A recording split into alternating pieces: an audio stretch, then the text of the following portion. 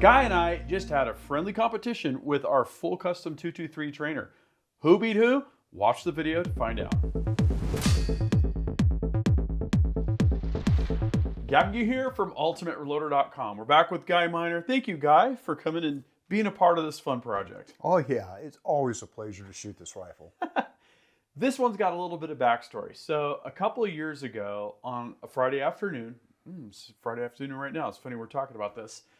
A few of us sat behind the 223 trainer. This is the same 223 trainer that you can actually buy if you go to rifles.ultimatereloader.com. Extremely limited production, super high quality everything, you know, foundation stock, bat TR action, really high end barrel blanks, all that, right? So anyhow, we take this rifle a couple of years ago. We're shooting after work, and the challenge was bipod, rear bag, off the table, 100 yards, 3 shots. Who's going to be who? So I think we had one half MOA group, we had 1/3 MOA group, and Guy and I almost tied.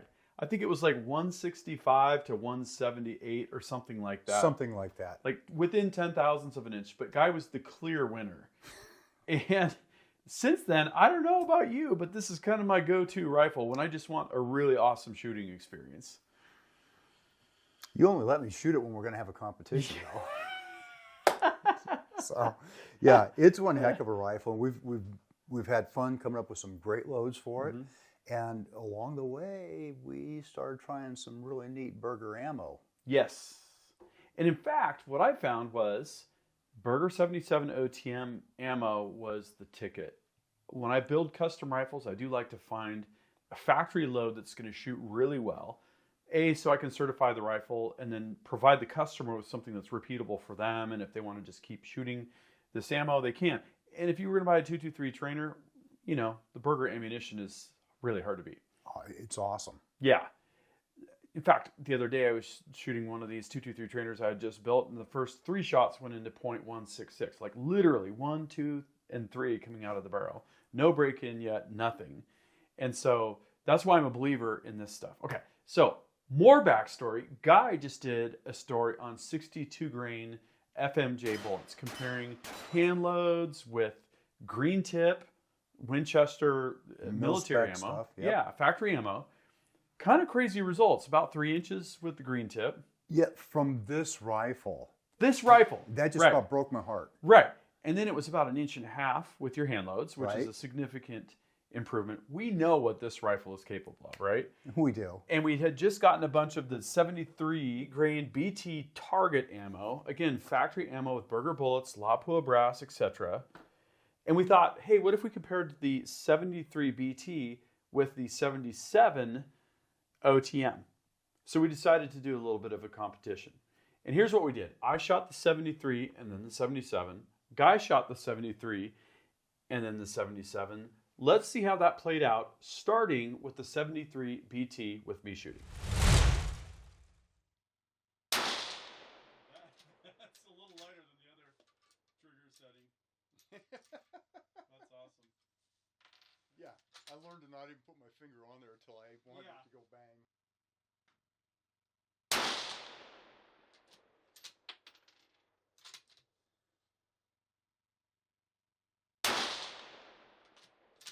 Boy, it's tight.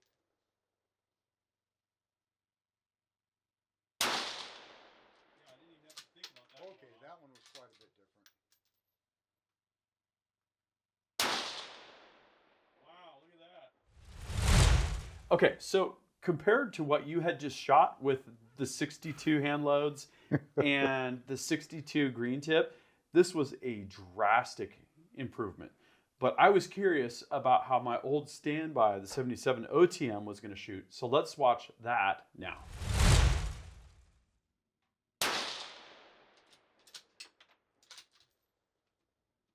77 grain stuff. Holy crap. This stuff is amazing. Yes.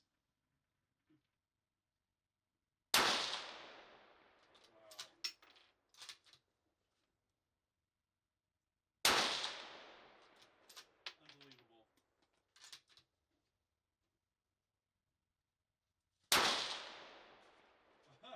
That's it, guys. Holy moly.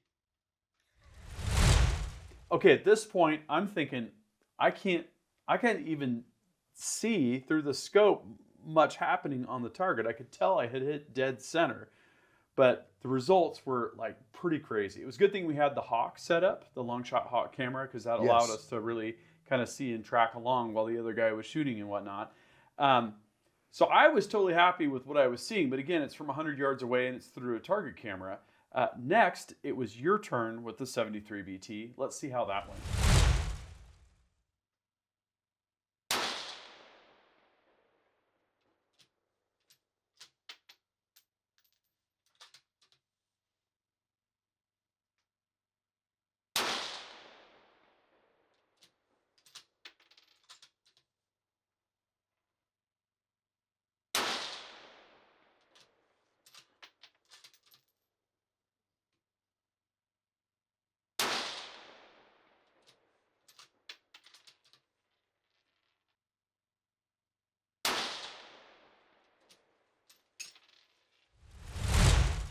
Okay, so how were you feeling about that?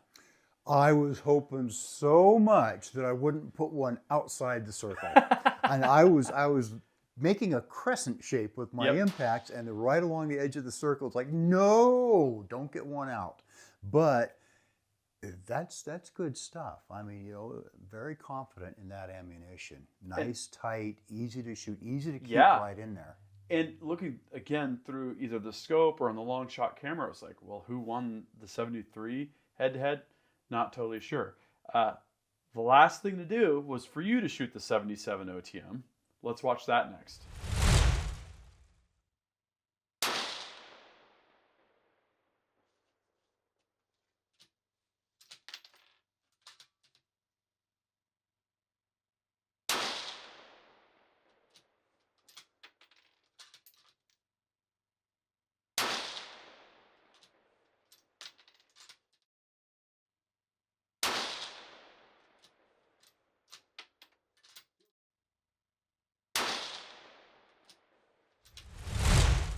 Okay, at this point, it's looking like a dead heat.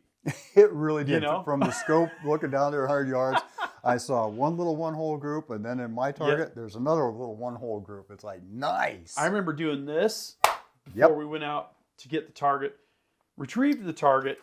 This is that target right here. Okay, insane. This is insane. I don't know if I've ever shot .180 for 5 shots with factory ammo. I've done that a number of times with hand loads. That is pretty insane. And you had .203 for the 77 OTM. So it looks like I was the overall winner. Yes, yeah, okay. And it was just about as close with the 73 BT as well. I had .488 for 5 shots, which is sub half MOA, really good for factory ammo. And you had .526, which if you divide by 1.047, that's going to be right around half MOA, almost literally on the dot. What was really cool about our 77 OTM shooting was it was precise and it was accurate. Look at that zero. I'm pretty proud of that. This Zero Tech scope, this is the Trace. Which magnification was this one? 27. 27. That's right. That's the high end on it. This scope is a really nice scope, and it's performed really well with the shooting that we've done. There we go, 4.5 to 27 by 50. A pretty nice pairing, really, for this particular rifle. And these target spots I found worked really well. I was shooting some smaller target spots when I was shooting the 7P or CW right before this, and I found that with all the fog that we had and all that, there wasn't enough contrast to really see. This, you can kind of stay centered. These are about 0.7 inches in diameter, where the black line is, and even shooting out the middle, it was still easy to kind of stay on target. So when you want to shoot and you want to feel good about your shooting, this rifle is a little bit hard to beat, I would say. This rifle and some Berger bullets, whether they're the factory stuff or the hand loads, and you're just in there. Yeah, what I'm wondering is, I've noticed a marked difference sometimes between our wood top bench, which we were shooting off here, and our concrete top bench. So I'm kind of wondering, well, what would be possible, with even a little bit more solid area? When we bump fist on that on that wood top, you can see the scope move around. That's not what I want to see. And that's a really thick wood top. And we've shot well from it, but yeah, you can feel the vibration in it. Even when you're shooting, you can feel the vibration. Yep. On the other hand, there we are shooting off the great big cool bench. Got your Sinclair bench rest up front. Yep. Got a bag in the back. Got a 27 power scope and a big thick match barrel. And I'm the guy who's used to laying there in the mud on my belly with a 10 power scope at most, and typically a 6 power. And yeah, so this was a lot nicer. Yeah. And a lot more accurate. So I think we're both advocating, if you don't have a bolt action 223, you need one. It's fun, it's versatile, it's going to be good for, lightweight varminting. Yes. Up to coyote, and the ammo is cheap if you want to get your kids behind it and, put bulk economy ammo into it, that's good. If you're looking for the best shooting factory ammo for a 223 bolt gun, this Berger ammo is going to be my recommendation, and the 77 OTM for this particular rifle shoots great. You never know. You might have a rifle where the 73 BT shoots even better than the 77. I've seen stranger things happen. It was so awful getting around half MLA with it. Yeah. Doggone. Both good stuff.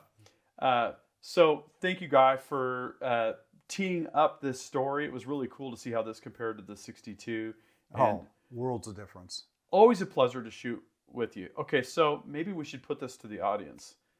Guy and I now are 1 for 1 for our last sort of head-to-head shooting competitions. What should the tiebreaker be? Drop a comment and add your suggestion. Maybe we'll just go ahead and do it. You never know.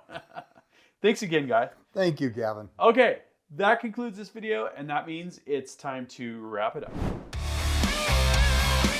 I hope you enjoyed this video. Don't forget to like and subscribe. Also, we're on Facebook, YouTube, Rumble, where we've got unrestricted content, and Instagram. Make sure to follow us on all those channels. Ultimate Reloader also has a commercial solutions division serving law enforcement, the military, and the gun industry. We have some unique capabilities, including a comprehensive suite of recoil testing and evaluation capabilities, trigger profiling, and more. If you're interested in custom rifles like what we build here on the channel or gunsmithing services, you're going to want to go to rifles.ultimatereloader.com and get on the wait list. If you want to learn lucrative gunsmithing like what I show here on the channel, including building custom rifles and Cerakote plus a whole bunch more, you're going to want to check out the Colorado School of Trades, schooloftrades.edu. Thanks again for watching.